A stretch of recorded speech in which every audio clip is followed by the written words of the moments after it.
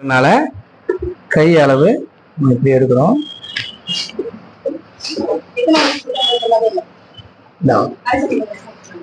இப்போ கையோட உயரம் வந்து 4 இன்ச்சு 4.5 இன்ச்சுக்கு வச்சு இங்க மார்க் பண்ணியாச்சு.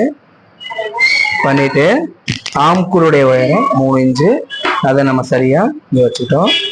இங்க நம்ம ஃபுக் வைக்கிறதுனால 4 இன்ச்சு விட்டுட்டு தான் நம்ம வைக்கிறோம். ஏன்னா இது வந்து ஃபுக் வைக்கிறதுக்கான அளவு.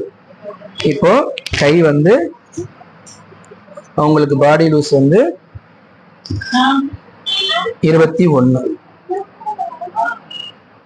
அப்ப நம்ம அதுக்கு தகுந்த மாதிரி வைக்கிறோம்.